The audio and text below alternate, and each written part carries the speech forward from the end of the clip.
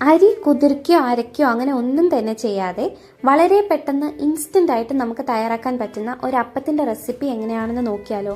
ഇതിന് വേണ്ടിയിട്ട് ഒരു മിക്സിയുടെ ജാറിലേക്ക് 1 കപ്പ് ആട്ട, 1/4 കപ്പ് ചിരകിയ തേങ്ങ, 2 ടേബിൾ സ്പൂൺ ചോറ്, 1/4 ടീസ്പൂൺ ഇൻസ്റ്റൻറ്റ് ഈസ്റ്റ്, 1 ടീസ്പൂൺ പഞ്ചസാര, ആവശ്യത്തിന് ഉപ്പ്, 1.5 കപ്പോളം ഇളം ചൂടുള്ള വെള്ളം എന്നിവ ചേർത്ത് നന്നായിട്ടൊന്ന് അടിച്ചെടുക്കാം. വെള്ളത്തിൻ്റെ അളവ് നമ്മുടെ ബാറ്ററിൻ്റെ കൺസിസ്റ്റൻസിക്ക് അനുസരിച്ച് അഡ്ജസ്റ്റ് ചെയ്യാവുന്നതാണ് കേട്ടോ.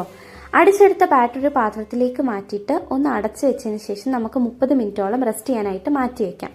30 മിനിറ്റ് കഴിയുമ്പോഴേക്കും നമ്മുടെ മാവൊക്കെ നന്നായിട്ട് പതഞ്ഞ് പൊങ്ങി വന്നിട്ടുണ്ടാവും. ഇനി നമുക്ക് ഓരോന്നായിട്ട് അപ്പം ചുട്ടെടുക്കാം. നന്നായിട്ട് ചൂടായ അപ്പച്ചട്ടിയിലേക്ക് ആവശ്യത്തിന് മാവ് ഒഴിച്ചു കൊടുത്തിട്ട് നന്നായിട്ടൊന്ന് ചുറ്റിച്ചു കൊടുക്കാം. എയർ ബബിൾസ് ഒക്കെ വന്നു കഴിയുമ്പോഴേക്കും നമുക്കിതൊന്ന് അടച്ചു വെച്ച് നന്നായിട്ട് വേവിച്ചെടുക്കാം. നമ്മുടെ ഇൻസ്റ്റൻറ്റ് ഗോതമ്പ് പൊടി കൊണ്ടുള്ള അപ്പം ഇവിടെ റെഡിയായി കഴിഞ്ഞു. നിങ്ങൾ ട്രൈ ചെയ്തിട്ടില്ലെങ്കിൽ ട്രൈ ചെയ്ത് നോക്കുക. വളരെ ടേസ്റ്റി ആയിട്ടുള്ള റെസിപ്പിയാണ്. അതുപോലെ തന്നെ ഉണ്ടാക്കാനും വളരെ എളുപ്പമാണ്.